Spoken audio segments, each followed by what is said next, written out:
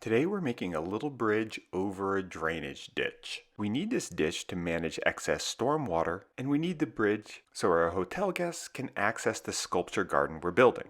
The plan is to use 6 by 12 Douglas fir beams anchored into concrete structures on either side. So I'm going to start by using some scrap plywood and some 2 by 4s to make these big crates that are going to form up the concrete. This plywood is only half an inch thick, so I'm reinforcing it with the 2 by 4s, and once I made 4 sides, I can screw them together to make a crate that has no bottom.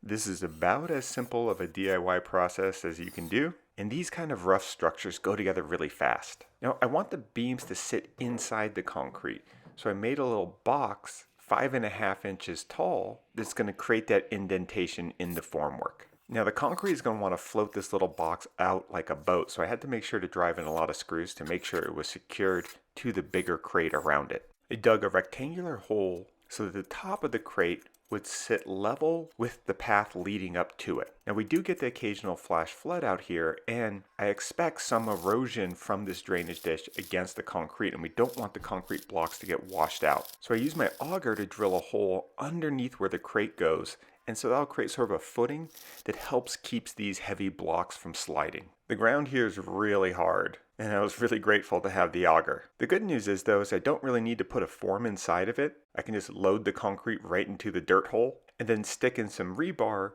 so that this cylindrical footing is tied into the bigger concrete block.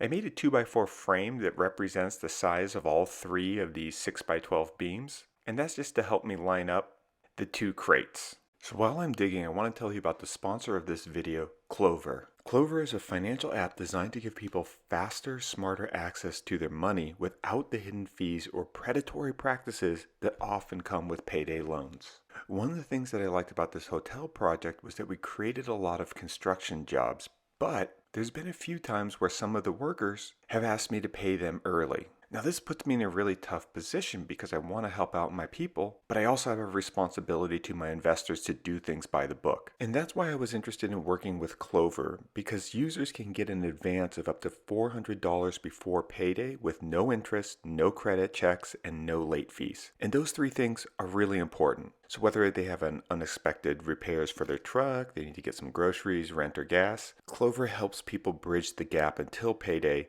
and avoid financial stress. And I was skeptical at first. I was like, how can Clover make money and not charge interest? Well, it's because they make money through partnership with outside brands that they promote in the app. So they're using kind of a media model instead of a financial penalty directly to the users. Unlike other apps, there's no monthly membership fee required to get that advance. With Clover, you can access up to $400, no credit check, no late fees. Just click the link in the description to sign up and let them know I sent you.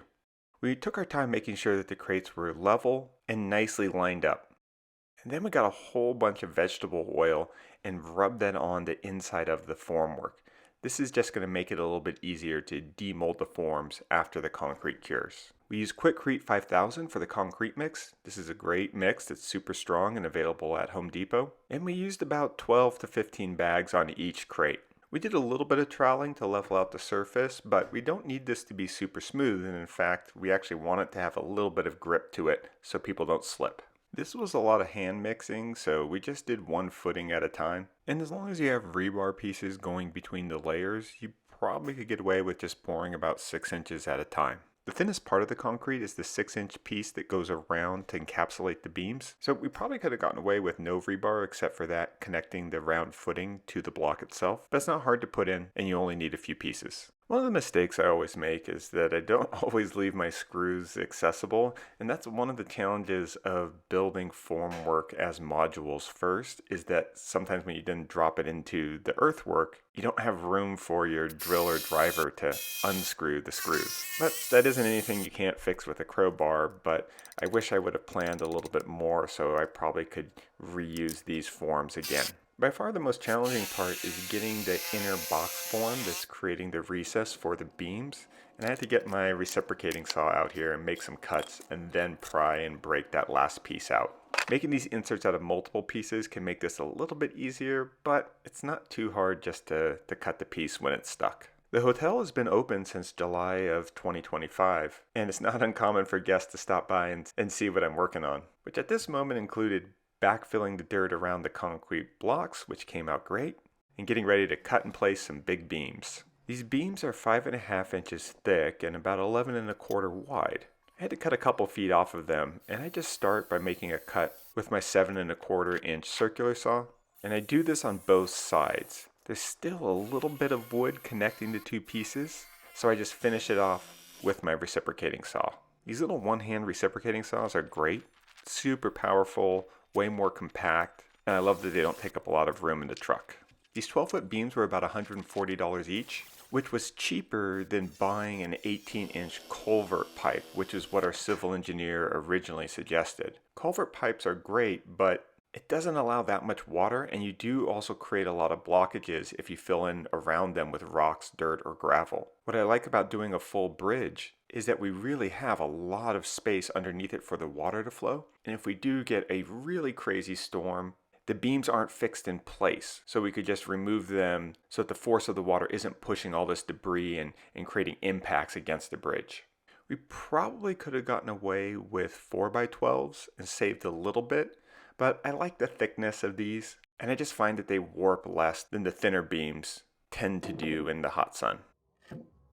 I dropped the beams in place with a nice satisfying thud and then gave them a quick sanding. Now I'll probably have to do this sanding once every year just to keep down the splinters. And that leaves us with the most important question: where does this bridge take you? My hotel has 65 rooms on 180 acres, and about 100 of those acres are going to be a sculpture garden right next to Joshua Tree National Park. I built the first art piece here. It's called the Moon Pad. It's a 20-foot diameter circular lounge chair that looks a little bit like a UFO.